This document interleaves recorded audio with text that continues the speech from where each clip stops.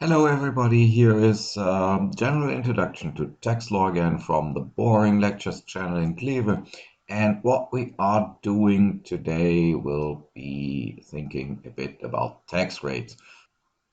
Now, perhaps you remember that there were three different kinds of main kinds of taxes. That were the taxes on income, on wealth, and on consume. And each time the tax will be tax base times or multiplied by tax rate. And so a nice question is naturally how we can we agree on which tax rate should be the best. Now that can evidently be different for each kind of the taxes, so let's have a closer look. The first general idea is naturally, if you know that you need a certain budget which must be covered, then the tax rate should be chosen in a way that your tax revenue will be sufficient to finance everything which your state has to pay. So the first basic idea will be, if you prognostice your state needs 10,000 units, euros, dollars, or so on, and A has 10,000 available, B has 50,000, then naturally a first conclusion would be it would be highly just uh, unfair, simply unfair if A has to pay 10,000 and B has to pay zero. It would also look a bit strange and unfair if A has to pay 5,000 and B have to pay 5,000, because that seems to be equal, but the consequences are different for the both people involved. A loses half of all he has, and B loses only a small fraction of what he possesses. So the tax rate should probably refer to what the tax base should probably refer to what the people have, and the tax rate should be the percentage which the state needs of that tax base. If we follow that logic, then we could say 60,000 are available in the population. The state needs 1/6. So it might be a good idea to say A pays 1/6 of all he has and B pays 1/6 of all he has. Then we end up exactly with 10,000, but now it's distributed more equally among the population. So taxation, that should be the first consequence, should look to the ability to pay. So what is there? What would be the maximum which you could take away? That should probably be the tax base. And then the state should fix how much it needs of that. Now, ability to pay is indeed very frequent as a technical term in the tax area. They speak about the ability to pay principle. That is exactly that idea. The tax rate should be orientated on the maximum which one could collect, and that should be the tax base. Sometimes you also find it called taxation according to economic capacity. That's nothing else than the same thing in nicer words. So if we take that conclusion and begin to think about the taxes on income, the taxes on wealth, and the taxes on expense or consumption, then we can probably find out what that means. The first idea might be, which tax base is the best one from these three? What is the fair one? And the answer is, probably not so easy. A good way to find out is just to experiment. What would happen if we renounce on one of these tax bases, if the result can be fair? Okay, so let's begin with the tax base, which is usually the most debated one, where people think about that's not fair also. The tax on wealth. Now imagine we have a state, three citizens, just to have a simple model. Citizens A and B are police officers and have an income of 1,000 euro per month. And citizen C is Donald Duck, who has just inherited all the property of his late uncle Scrooge McDuck. As you know, Scrooge McDuck is enormously wealthy, fantastilliards of dollars or euros or every coin and currency in the world. And now Donald Duck has a very specific characteristic trait. He never did something right. He is simply good for nothing when it comes to economy. Nice character, but never had any success. So if we only have an income tax, then the result will be citizens A and B have a tax base, their income, that's 2,000 euro. And Donald Duck has a tax base of 0 when it comes to income tax. So the result would be the state expenditure, for example, police, would be covered only by the two people working and having an income, but not by Donald Duck, who nevertheless is the richest of all of them.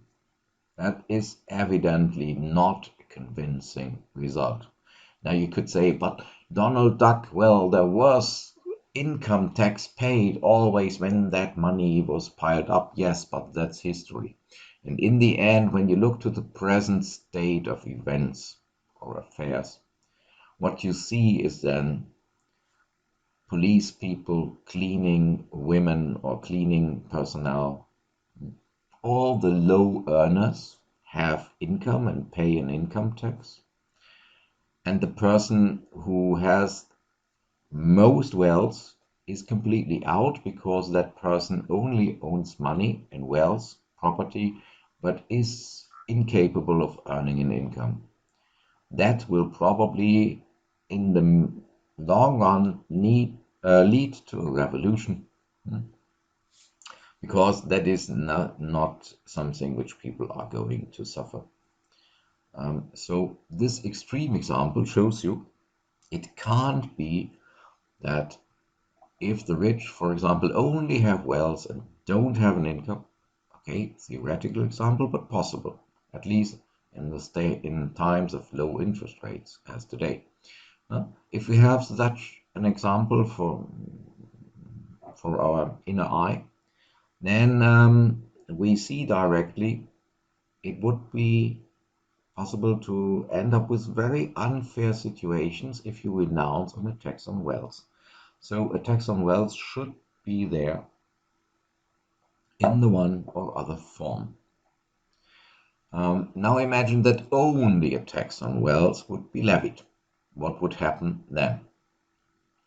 Well, now imagine A, B, C, and so on. All the citizens earn 50,000 per year. Now you have some citizens who spend everything, they waste the stuff, go on holidays, and so on. Now there is only one person who does a reasonable thing. Taxpayer Z saves his money and so has at the end of the year 40,000. The others who wasted everything have 0. Now, if only the wealth given at a given date would be taxed, it's clear our friend taxpayer Z would pay for everything in the state, whereas all the others who waste their money would not take their fair share of the state expenditure. Consequence would be, what would Z do next year? Naturally, that would also begin to waste the money. It's better to waste 100% of your money for things which make fun instead of keeping most of your money and then having to give 50 or 60% of that money away for no fun to the state. I think we can all agree to that. So it seems to be a good idea that not only wealth is taxed, but also in that situation, you see, the others get money, they have an income, they could also bear a share of what the state has to pay for. So the best solution would probably also include taxes on income. Huh? Okay. And the third question might now be, look again to two people with a low income. Well, let's say both have 12,000 euro a year available, and A saves a bit of the money for old age. By the way, that's enormously difficult with only 12,000 euro. But B does absolutely not care about it and waste all the money.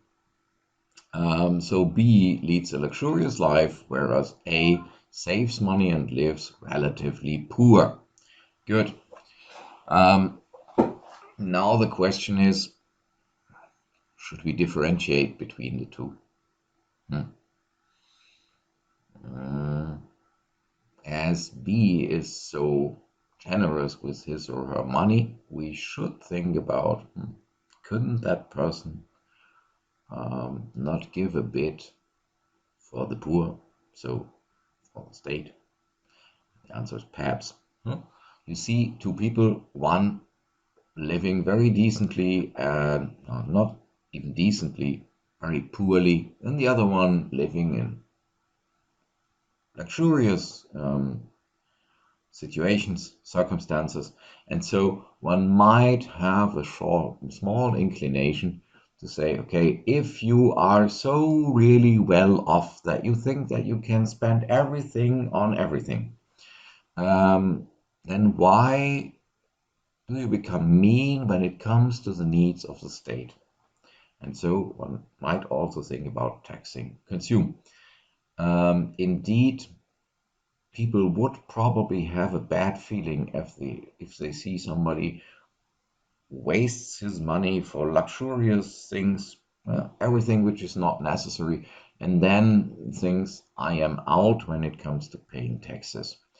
There will be a certain subconscious bias against that behavior. So, if we look to the three indicators of the three things which we could tax, then we see indeed income, wealth, and expense are indicators for an ability to pay, or are good indicators for fair taxation. And if we do not tax one of these indicators at all, we would end up in situations where we had the feeling this is now highly unfair to a part of the population.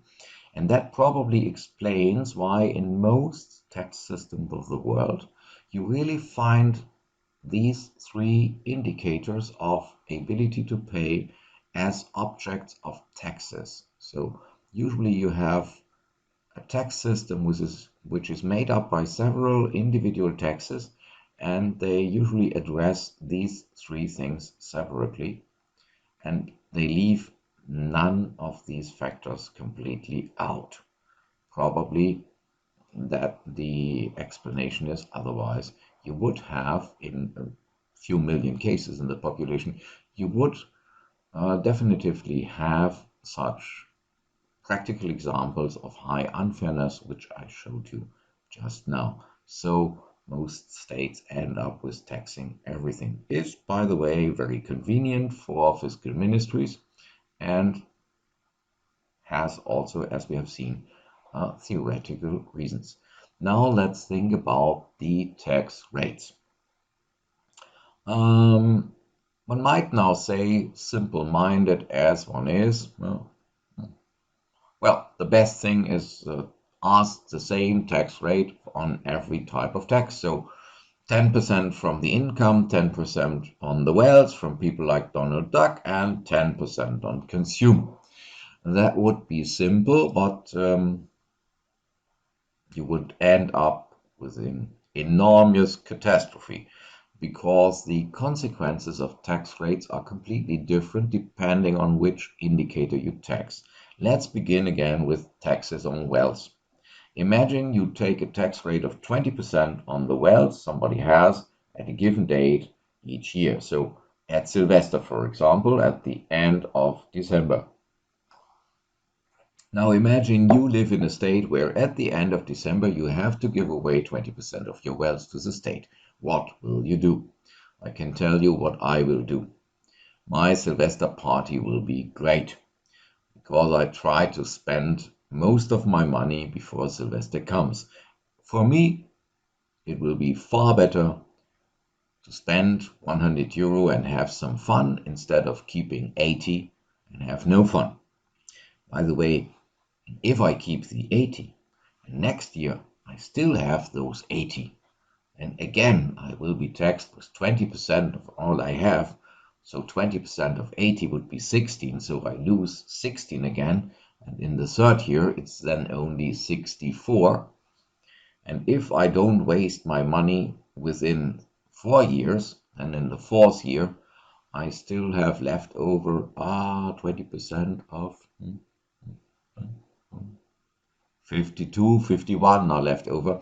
And so you see my property is melting down over time relatively quickly. And so with a tax rate of 20% on wealth, only a complete idiot would save money. Now a state usually should behave in a way that is reasonable. Should you design a tax system which causes your people to save nothing, so to stay in constant poverty? And the answer is that's not recommendable, ladies and gentlemen. A good tax system would be a tax system which gives incentives to the people to get richer, richer, richer. And not only that one or two get richer and richer, that everybody has constant chances to improve the situation.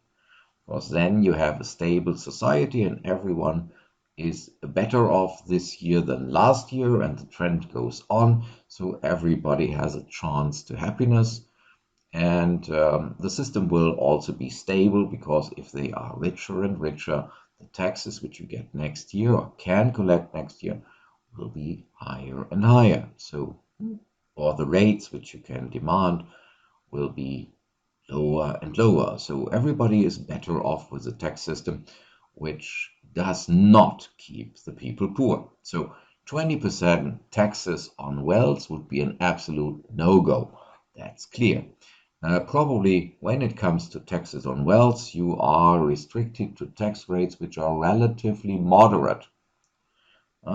So that the effect that somebody who saves money has the idea, well, if I save money, that makes no sense because after a while, half of the money is gone. You will have to restrict yourself to tax rates which are relatively low, 1%, 0.5% per year, or something like that. In former times, the idea was always, well, if somebody invested the money for reasonable interest rate in a bank account or so, that then after interest or interest after income tax minus tax on property, that then still a bit remained, or at least that the return didn't become negative.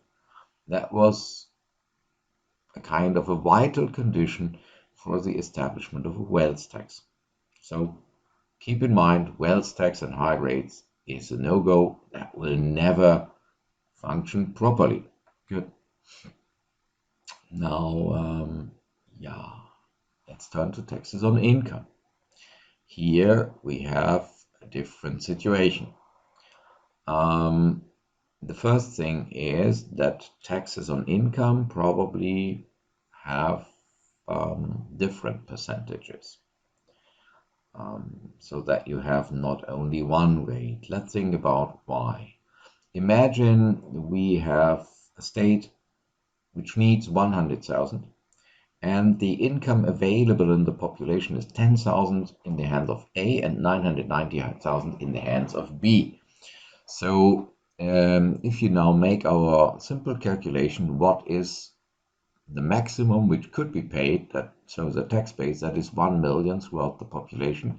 State needs 100,000, so the best tax rate or the simple proposal for the tax rate would be take 10%. Now A would have to pay 1,000 and B has to pay 99,000, 10% from everybody.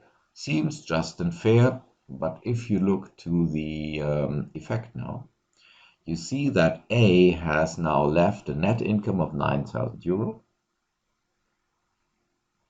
and B has left 891,000. Now the problem is the effect on everyday life of the people involved is enormously different, because in Germany you need approximately 9,000 euro net to finance your living. So if you take away 1,000 from A, you reduce everyday life of A from a bit of convenience to the absolute survival level. So the only cinema visit in the year has gone, Christmas has been cancelled, holiday is impossible, and so on. All that was done by the taxes. Where on the other hand, B, whose income was reduced from 990,000 to 891, B does not even feel what has happened. B still visits a shop, sees something and says, oh, that's nice, I'm going to buy 10 items of that. And B will usually be able to that. Good. So here you see that the equal tax rate has a completely different impact on these people. So we should think about improving our approach. It seems to be that when it comes to income, that an equal rate is not equal treatment, but leads to enormous injustices, so unfairness. So we should think about varying the rate. For example, if one looks what happens to the everyday life of A, one should give a small reduction to A and say, well, A, you have a bit you should contribute to the costs of the public, but on the other hand, no, not too much. Let's say with 100 euro, that's enough for you. Then that's a fair share for you. Then you still keep 900 euro, which you have more than the survival level. So you can still go to the cinema once in a year, although the movie is now a bit shorter for you. You are not completely out of financing the state, because the state is also your affair. You should know that you are a citizen like all the others, that you have duties, but we must be moderate there. You give what you can give, and now you need a bit more from the rich. And now imagine you increase the tax rate from 10% to 11% for taxpayer B. Then B has to pay 99,900 or so. That makes a difference from his net income, then is changed from 891 to 890 and 100 or so, I believe. I didn't calculate that now correctly. So the difference, what B has to pay more, that can nearly not be felt again. And that is the reason why one of the basic insights for the tax rate choice when it comes to income taxation is that such income tax rate should be progressive. So progressive means that the percentage of the tax base increases with the amount of your income. So that a high income is not only higher tax than a low income. That would also be possible with a constant rate. 10% of 1,000 is less than 10% of 10,000. But even that percentage should go up, so that somebody who has 1,000 pays 10% and somebody who has 1 million pays, let's say, 20 or 30%. So progressive rates are income tax rates which go up with increasing income. Not only the tax, but also the percentage goes up. That's progression. Yeah. Then naturally you will have to think about what's the lowest tax rate and what is the highest tax rate which a state should claim. With the lowest tax rate, one can easily be finished. The lowest possible tax rate for income tax is 0. So think about the upper level. And as you see, if you look around what states claim from their people as highest tax rate, then you don't have exact answers in a progressive tax system. Nobody hinders a state to claim 80%. It depends on what happens then, how the rich will react. But only some conclusions are possible, and let's have a look on those. If you want to make a progressive tax rate, then you can make mistakes. For example, imagine we have a tax tariff, a tax formula, which says the people who who earn an income of 10,000 pay 10% on all they have, and the next bracket is from 10,001 to 100,000. Who earns this pays 20%. So we have a progressive rate. Everything seems okay. But now imagine you have one taxpayer with 9,900 that pays 10%, 990. Now, if you have somebody who earns 11,000, so more, that person pays 20% of all he or she has, so 2,200. Then that person has a net income of 8,800. And then that person will wonder why, hey, I got more, I worked more than the other person. And my net income is lower. That will lead to consequences. Because then persons familiar with the tax tariff will stand around and watch their annual income. And when they come near the 10,000 euros threshold, they will stop working because they will say, earning another euro will make me too rich, then I have to pay 20,000, and then in the final consequence, I'm worse off than before. So one of the general requirements for the design of income tax rates is that an increase in your income shall never lead to a drop down in your total net income. Oh? Now, that seems to be complicated. How is that possible? Because you and I, we have just agreed on the tax rate should increase with increasing income. And now I tell you, it can't increase in a way that you have afterwards less. And now what's the solution? The solution is simple. You let the tax rate only rise for the new parts of the income.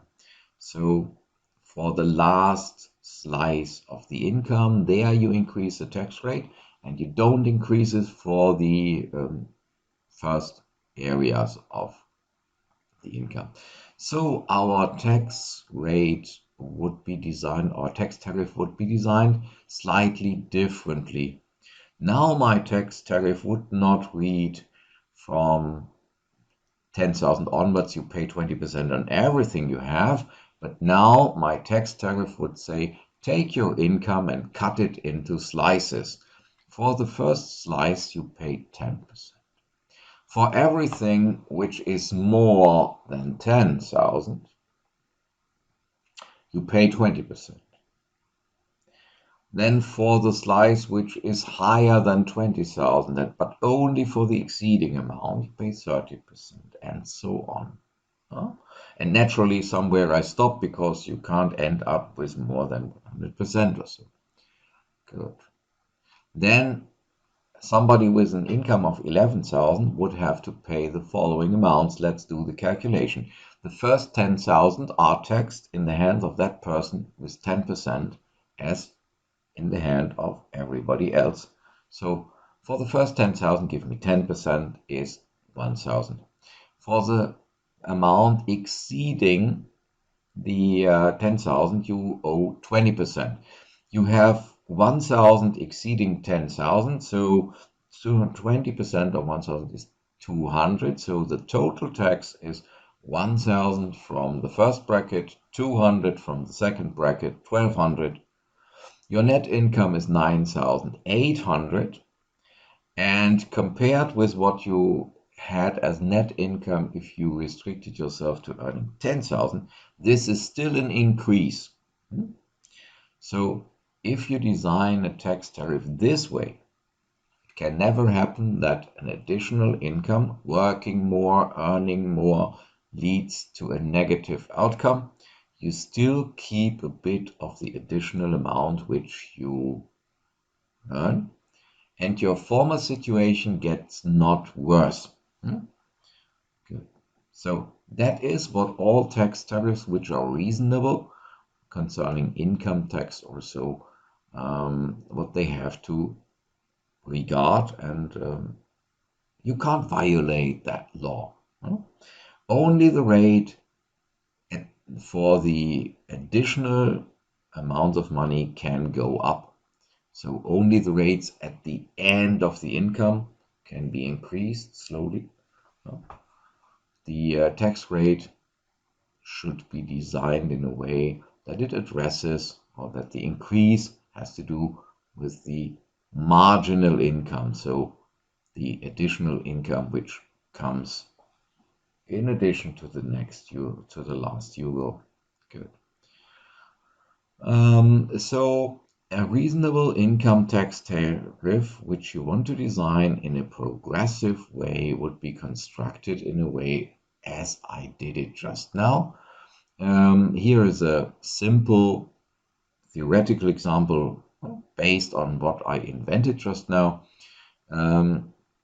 For example, I would simply say for the first 10,000 you pay 10%, for the next 10,000 you pay 20%, for the next you pay 30%, then 40%, then 50%, and then we stop it because otherwise it becomes perhaps too much. Now naturally you would have to add all that up. If somebody earns 42,000, you would always have to calculate 4 steps. It might be that you think for somebody who uses your Income Tax Act, that is a bit complicated.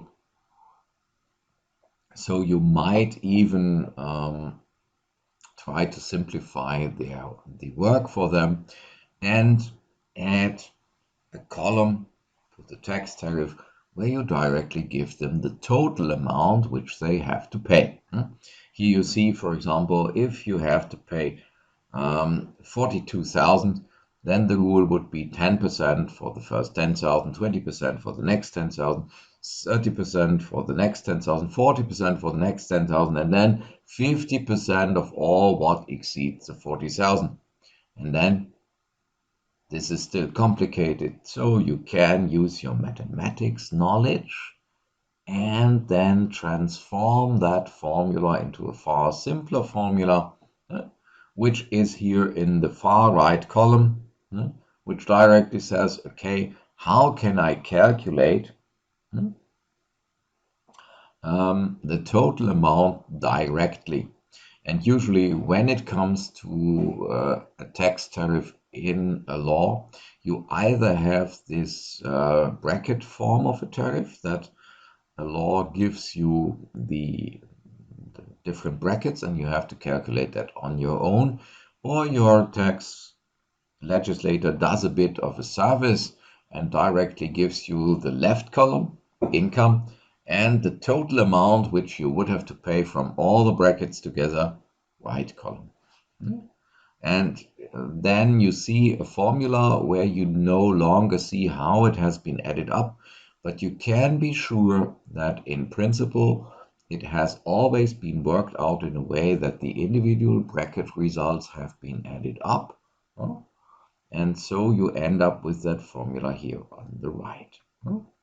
In a similar way, every existing tariff for income tax, which is progressive, will be developed.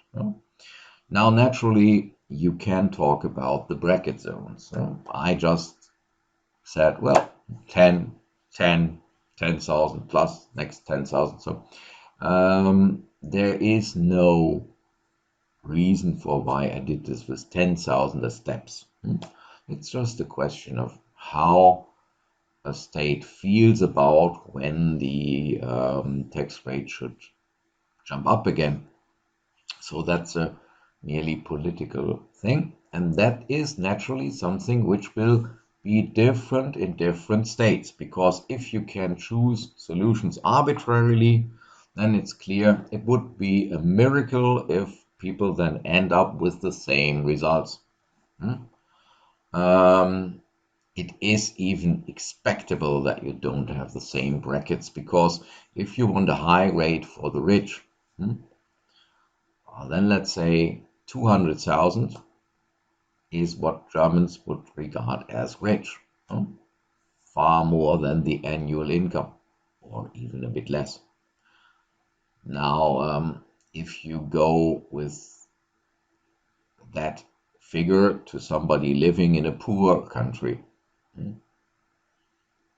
where, let's say, the cost of living are not 9,000 a year, but 2,000 a year, then somebody with 200,000 would not be rich. That person would be super rich in that country. And so probably they would say the bracket for the rich will be lower, will begin earlier. So it's clear that you have different solutions in different states, but the underlying logic of a progressive tariff formula will always be the same. Then, in my fictitious tax tariff, which I just invented, I stopped at a rate of 50%. Now, I could also have gone further and have taken 60%, beginning with 60,000 and so on. Nobody forbids me that. But there is at least one absolute upper limit. I cannot claim 100% or even more, because then that would be a strict order to the people to stop working and to earn more.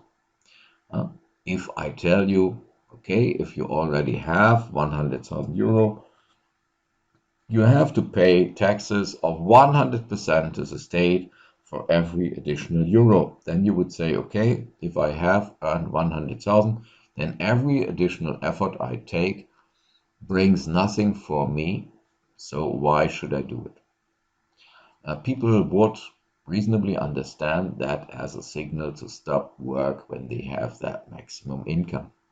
Now, that cannot be in the interest of the state, because a tax rate of 100% would never be paid by anybody, so you do not get taxes by that.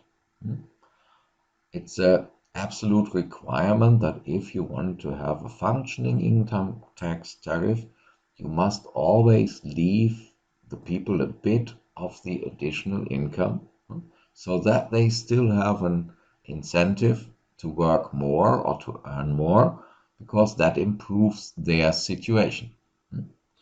Might be that the share which you have to give to the state becomes higher, but nevertheless, if I still can keep a bit of that, my personal situation can still be improved, although only a bit. So that ends if you claim 100%. Naturally, in real life, that stop signal would be felt earlier by the people. Imagine I tell you you can work a complete day more, and you will be able, after paying 99% income tax, to keep 1% of what you earned. So you would probably say, okay, holiday, I'm not going to work tomorrow, because what can I do with 1%? I'm not going to take that chance.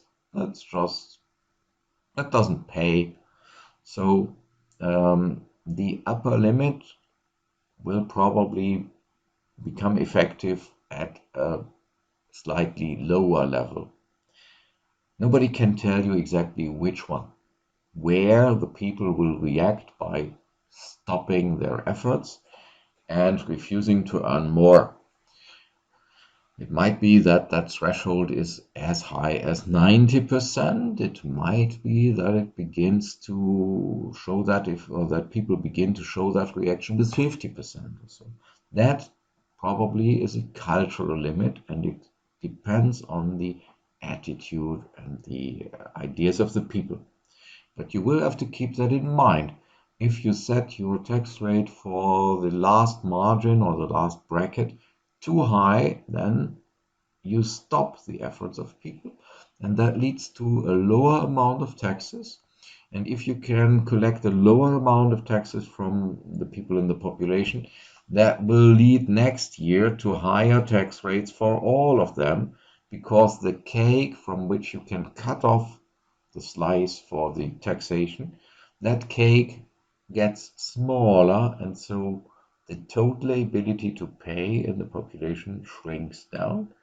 And that means if you still need 100 billion euro or so for taxes, and now the total income in the population has gone down from 400 million to 300, then in the new year you would need 1/3 to finance state expenditure. And that would be a bad business or a bad bargain for all of us. So it's clear the upper limit for the tax rate should be lower than 100%, probably considerably lower. Apart from this cultural upper limit, you also have an upper limit or a restriction for the upper limit, which you must keep in mind. If you make a certain calculation, if you think about how do you invest your time, imagine if the marginal tax rate is 90%, then that means if I invest my time in earning 100 euro in an hour, then I end up with 10 euro left over. So somebody who works 1 hour and pays taxes honestly can keep 10 euro. Somebody else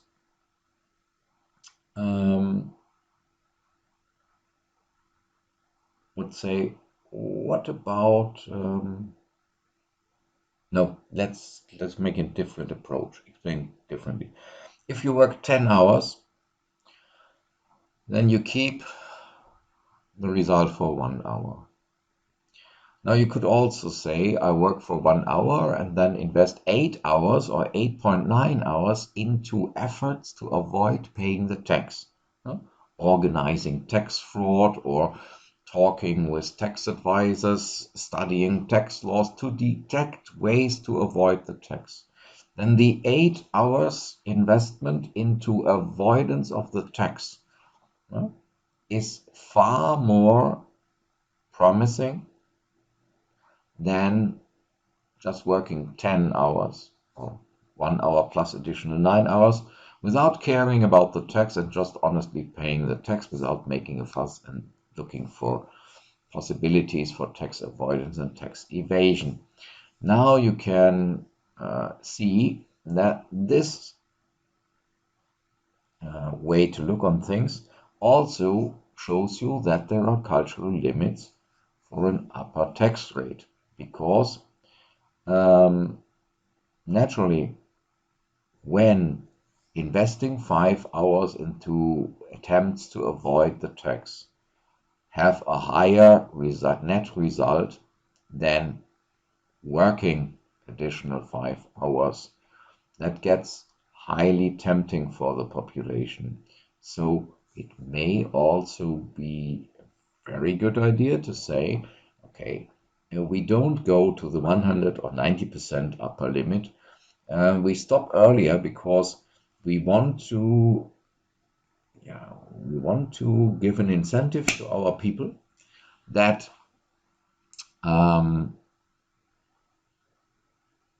they rather work without caring about the tax instead of investing too much time into the unproductive work of avoiding or lowering their tax bill. So we should take that into account too when we decide what our upper limit should be. And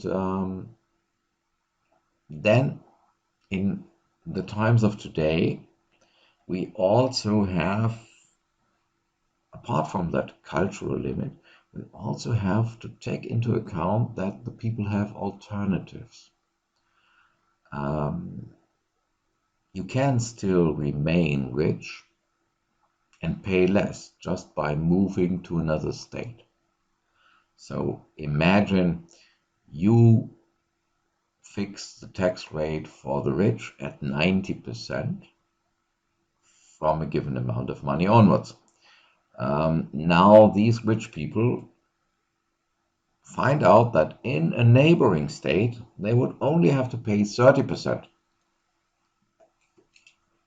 Now what do you do?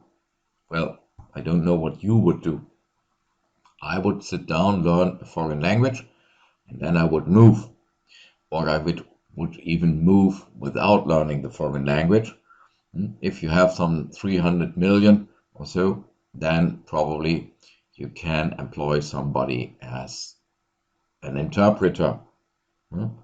Or if you are one of the super rich, then probably you have your security staff, and then you don't get into contact with the other average people and only with some other rich friends.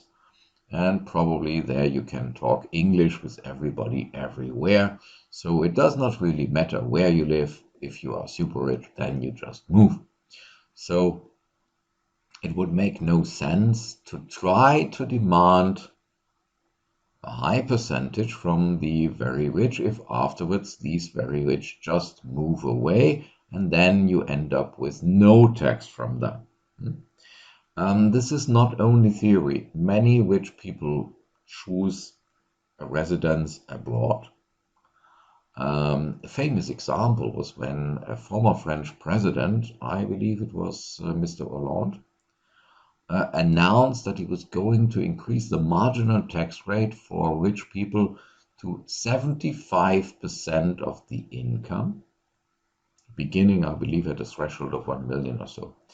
Then a famous actor, Mr. Gérard Depardieu, announced he would leave France, move to Russia, and apply for Russian citizenship. Gérard Depardieu is a kind of a national symbol of the French film. Nevertheless, when he heard about 75%, he decided to move to Russia, become a Russian, and he very quickly detected that Russia is a perfect democracy where it really is promising to live in. You would have felt the same if that makes the difference between 75% income tax and perhaps only 30% or 20% income tax.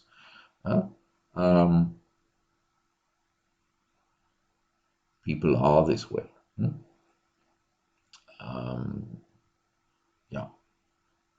The same reason is why many people move to Monaco if they are rich. In Monaco, there is no personal income tax.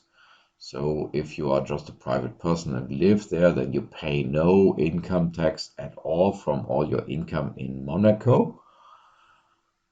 And so the fact that Monaco is not really a perfect democracy does not really count for you.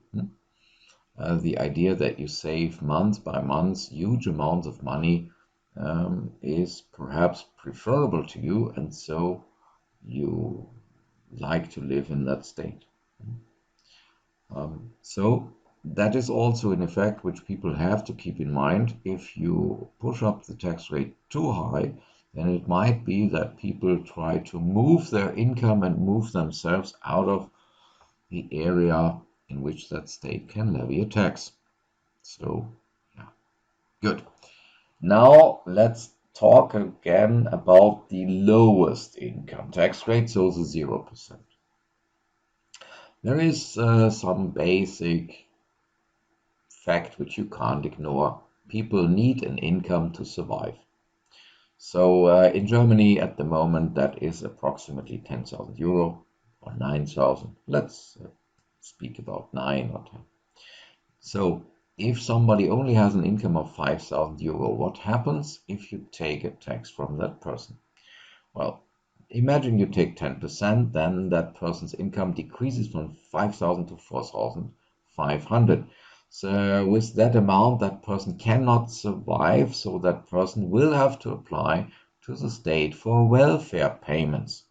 So what happens could only be state takes away 500, and afterwards, after a huge amount of bureaucracy, state has to hand back these 500 to that person in question, otherwise that person dies.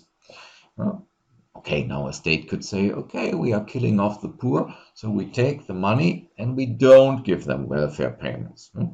Then you will probably need that money for the police and for the prisons, because then the people will be forced to develop a criminal behavior, steal, get arrested, end up in prison, and there then you pay also for their life, for the cost of living of them, probably more expensive. So the state can simply not avoid that if you take money from these super poor people, you will not profit from that, and you will probably kill them.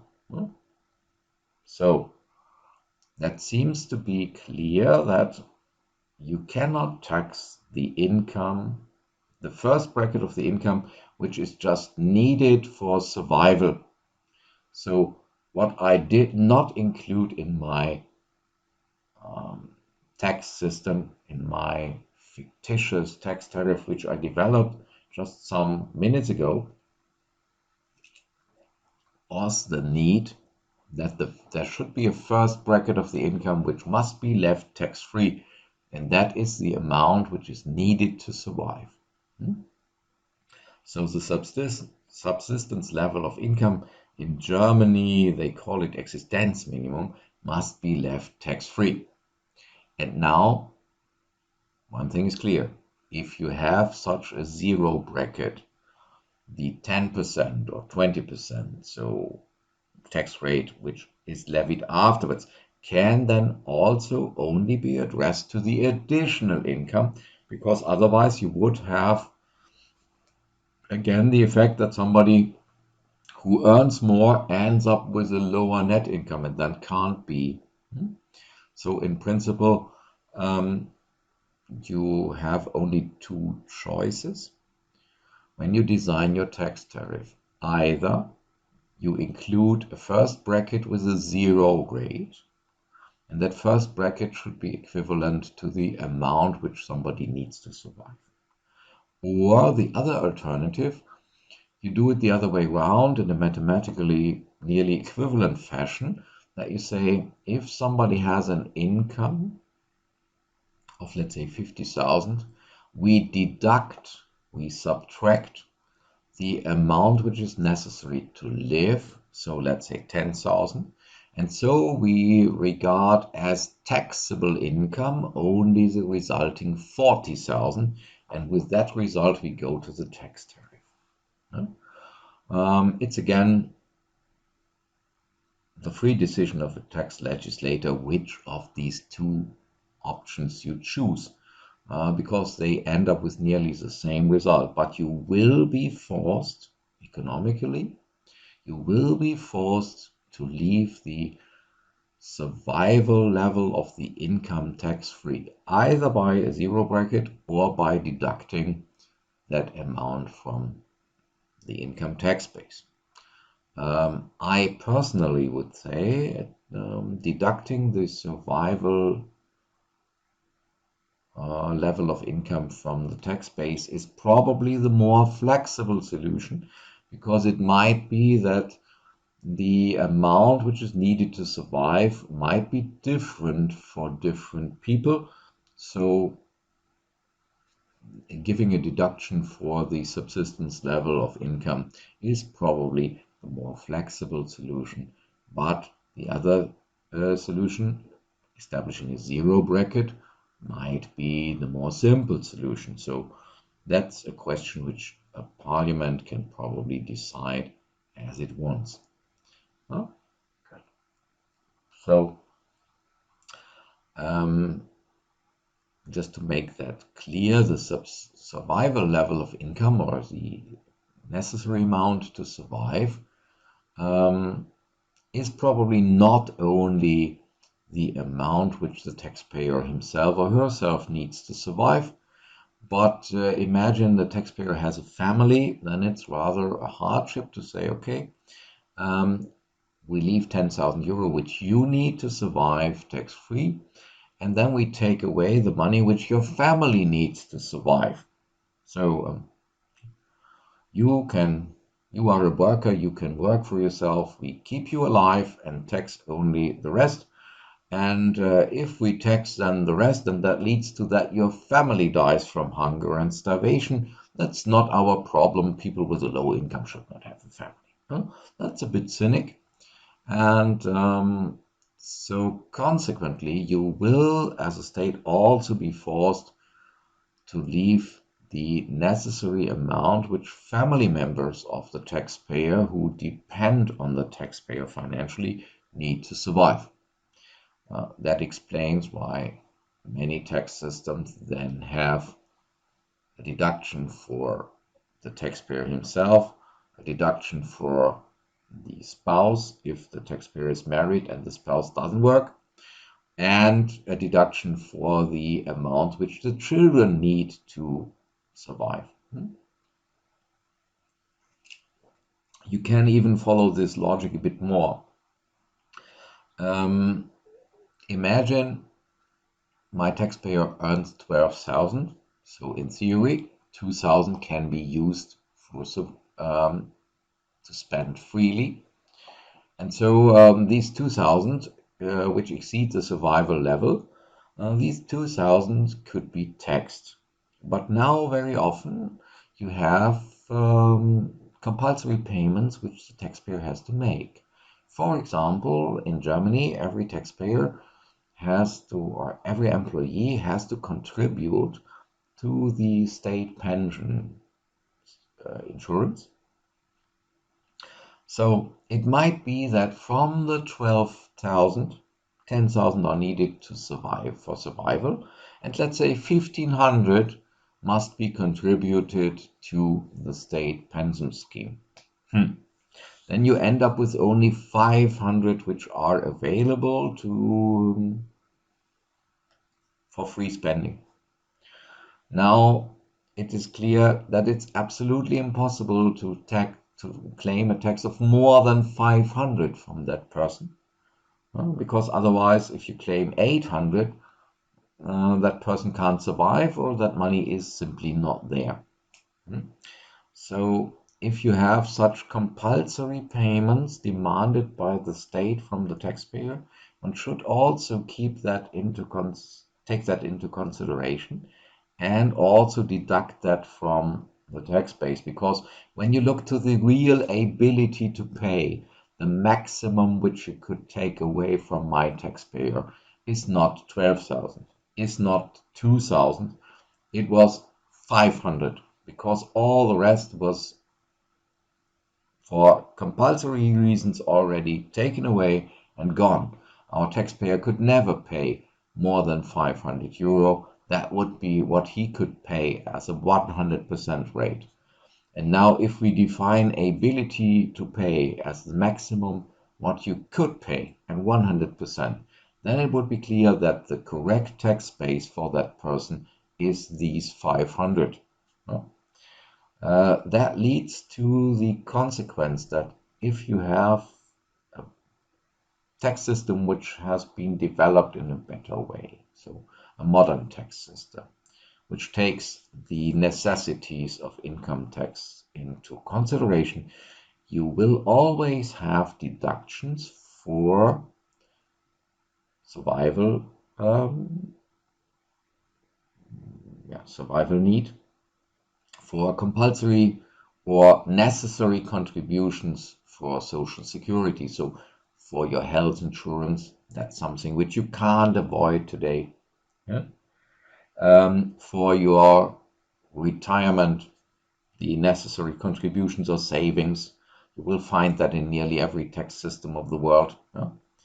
And sometimes you might even take into account that there might be some people who must make some private expenses which are absolutely necessary, unavoidable, and where you didn't think of. For example, you said, if you said when you developed your tax system, okay, let's say 10,000 taxpayer needs for survival, so deduct that from the income.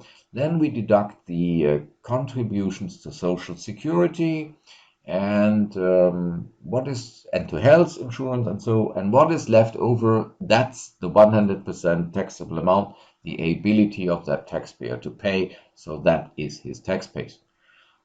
Then I might come and say, well, you deducted 10,000 for the necessary amount for survival, but this taxpayer has a very hard disease. That taxpayer sits in a wheelchair, can't move, and needs constant support and help from others, for which he unfortunately has to pay himself.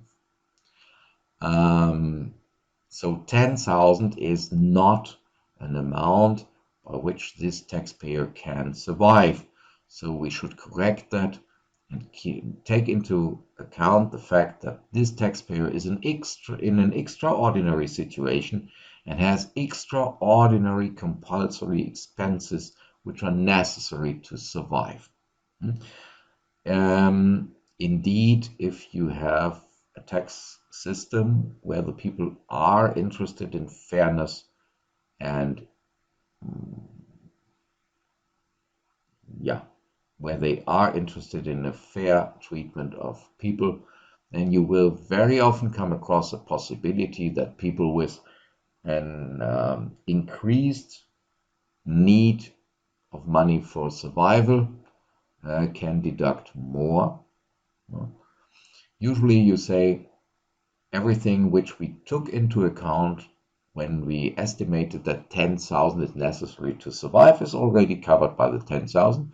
But if people are in an extraordinary situation where Parliament didn't think of, if we see that, we should allow them to deduct that excessive amount too. That explains why the income tax base will be computed in a way everything which you get minus survival amount minus necessary private amounts combined connected with survival, or which are compulsorily taken away from you, which you can't avoid, like retirement savings or state-run pension scheme, health insurance, extraordinary necessary private expenses which are unavoidable and have to do with survival too. And then very often you find even another type of deductions which are allowed to you. That is donations for charity organizations and other things. That is something which I as a child never understood. Why can somebody who gives 100,000 to the Red Cross or so deduct that from the tax base?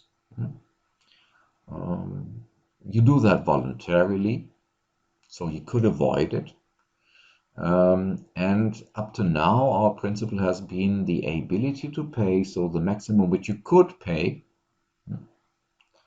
So the income which is left over after deduction of all unavoidable payments. That is your tax base. Now, why do you deduct donations to charity or so? Taxpayer could avoid them. That is for his own fun.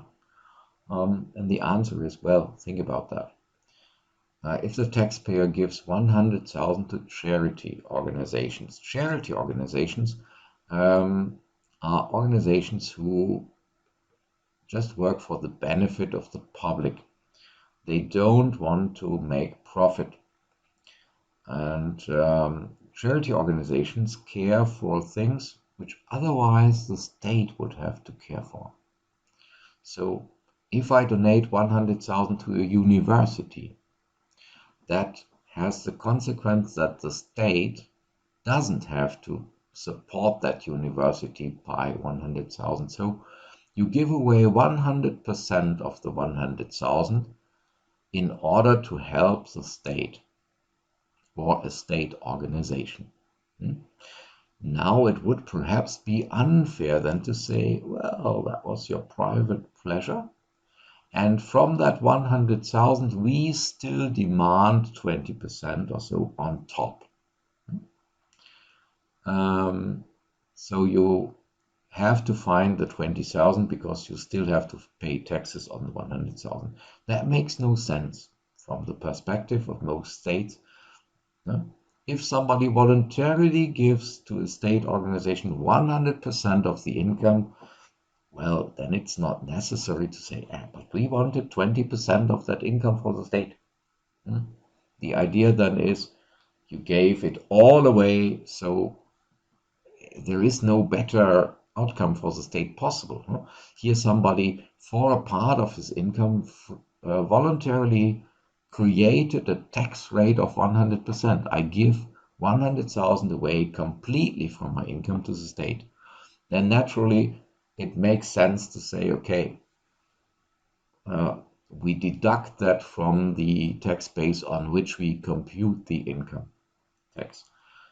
Imagine somebody has 200,000 which he or she earned, gave 100,000 to the Red Cross. Then we say, okay, we only debate about a tax claim on the remaining 100,000 because we can never be better off than getting 100% of these first 100,000.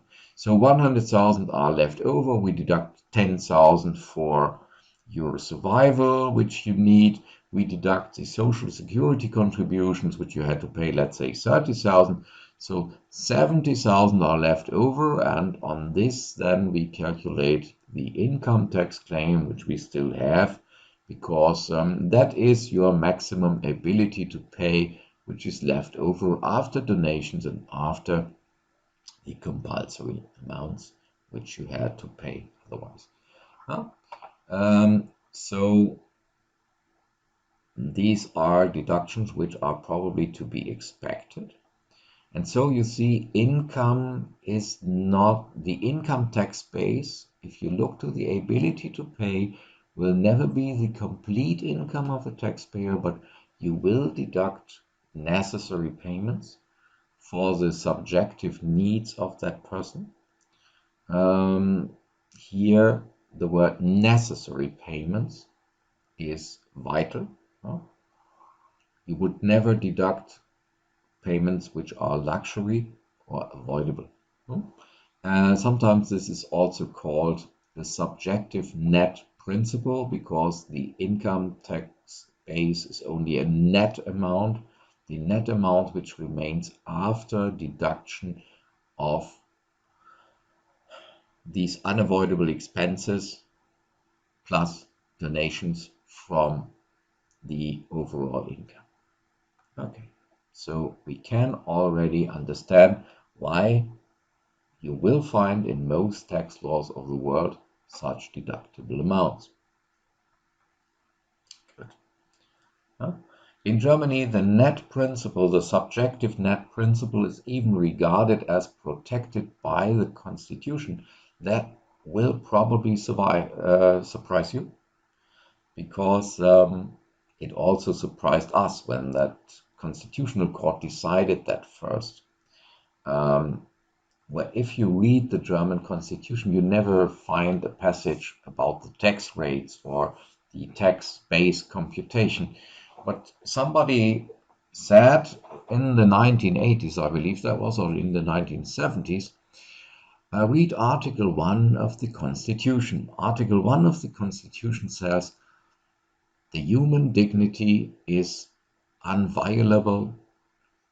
Every state authority has to undertake everything to protect human dignity. And it also contains a rule: everybody has a right to survive and to be unharmed bodily by the state. Now, when somebody went to court and said, well, My income is 10,000.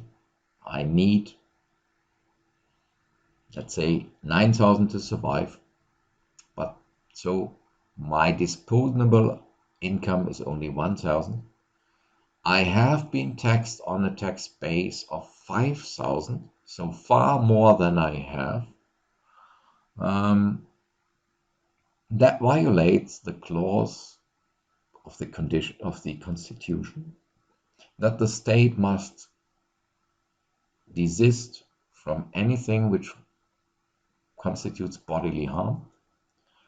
They must let me survive, and they don't do this if they take taxes away from me. Now the state can argue that, okay, they take the money away and then I can apply for welfare payments and that keeps me alive. Okay, that's right, but this is a violation of human dignity.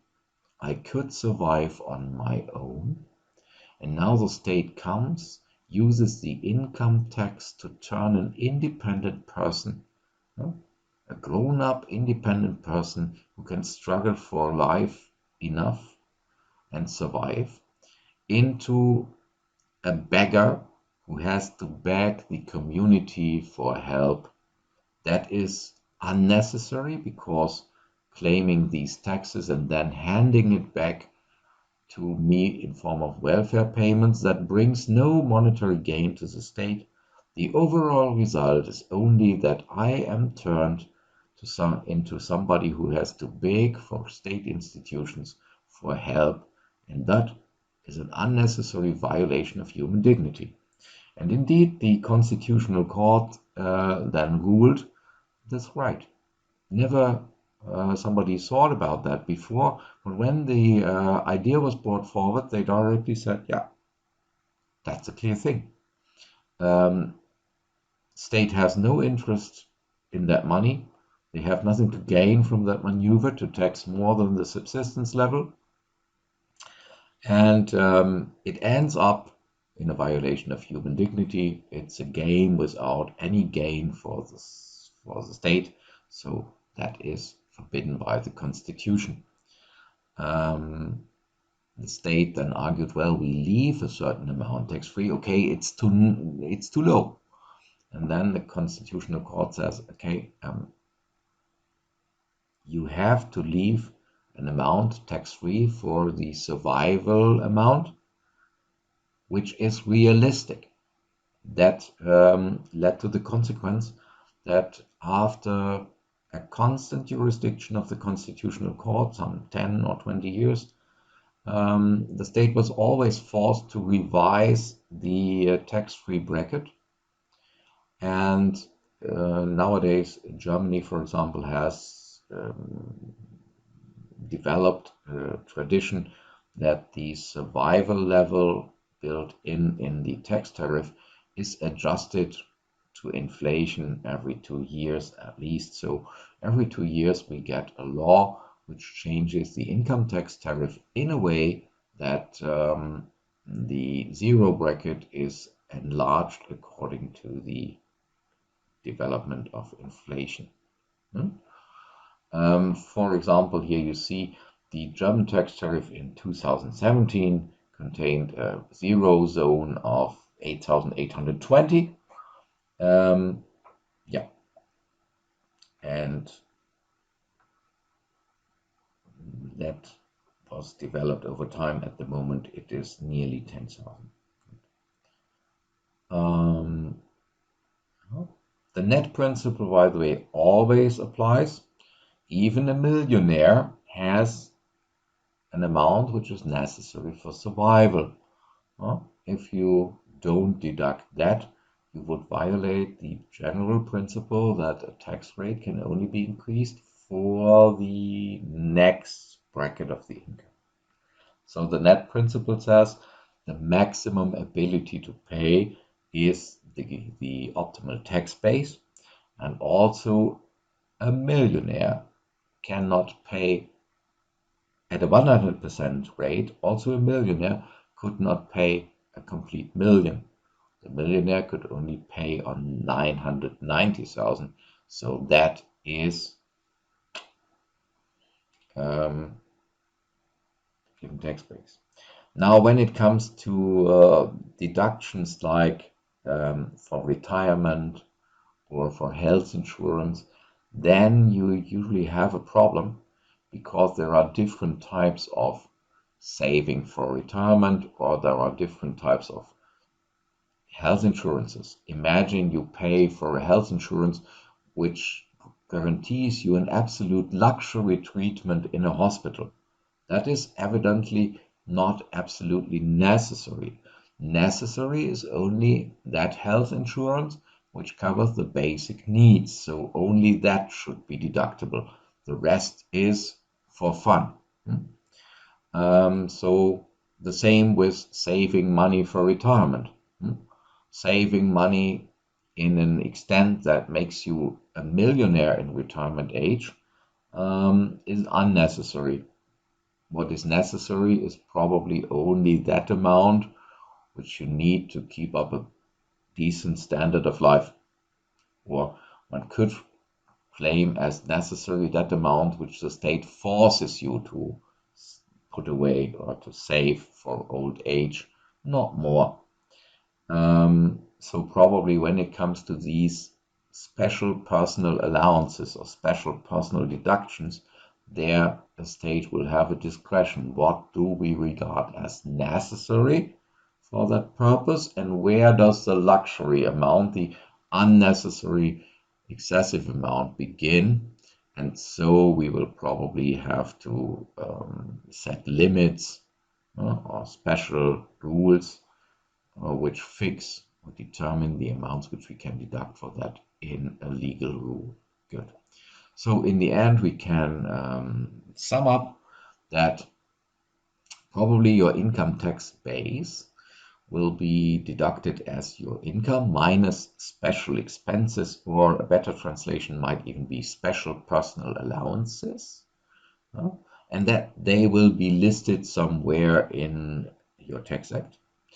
That extraordinary expenses which are not built in the other deductions can, under extraordinary conditions, probably be deducted too.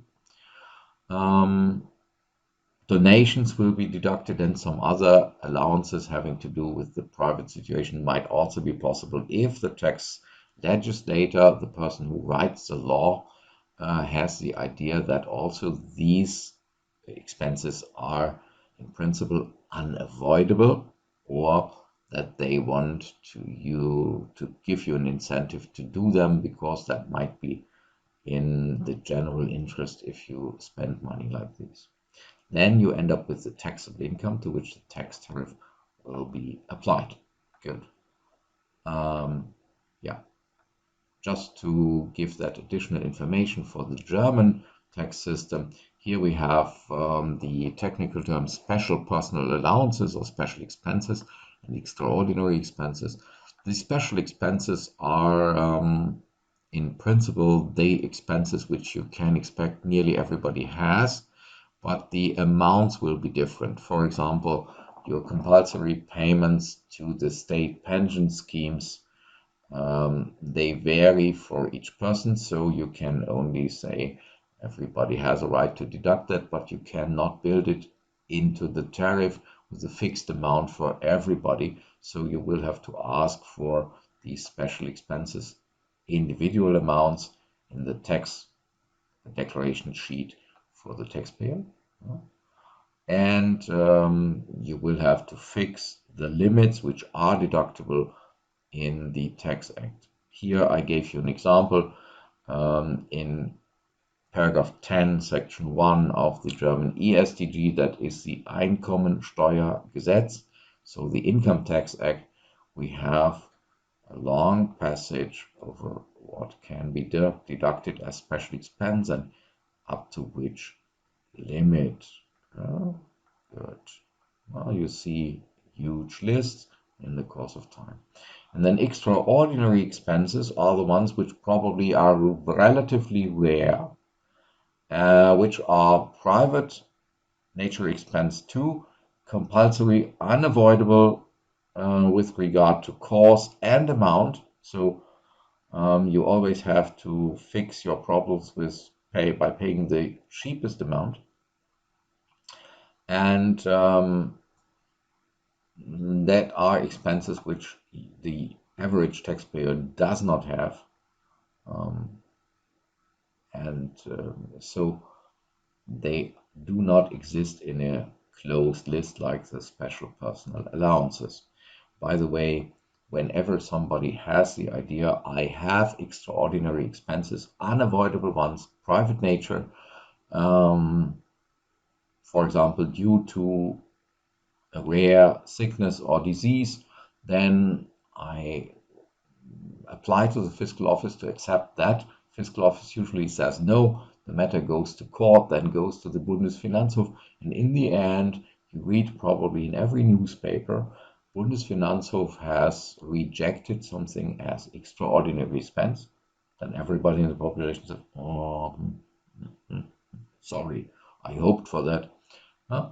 Or you read in the newspaper, the Bundesfinanzhof has accepted the following situation as entitling to deduction of extraordinary expenses, and everybody begins to think about, could I also? Yeah, that's okay. So there you see that nearly every citizen will be interested in what is accepted as extraordinary, unavoidable private expense and what not, naturally. Then you sometimes read about very tragic cases, and so you get probably by the way of informing yourself about the tax situation in general, you find out which tragic fates sometimes exist in the population. Good. Yeah, a strange example from history was that in the 1970s or 1980s, the son of a factory owner was abducted, and he had to pay ransom money of 4 million Deutsche Mark at the time to get his son freed again. And then the tax advisor of that factory owner said, I want to deduct that as extraordinary expense. He had to pay 4 million to get his son free. The courts later rejected that and said the factory owner had the possibility to just trust the thorough work of the police forces. That's a bit cynic. On the other hand, one must understand them, because if they had accepted 4 million Deutsche Mark ransom payment as deductible expense, then what would we all have tried? There would have been a huge temptation to say, I have to pay much income tax this year. What about paying a good friend to abduct my son and blackmail me? And then I hide that from the fiscal administration.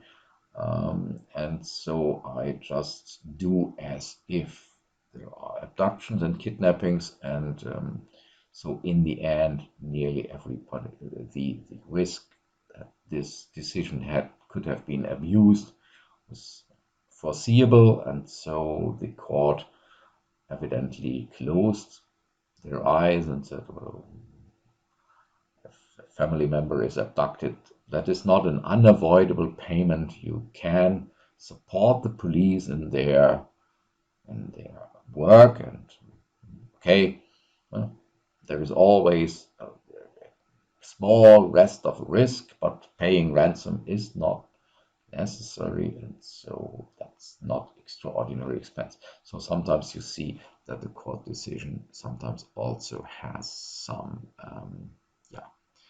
has some political background where the people think about what their decision might cause in the future. Good. The next thing where we should talk about is then how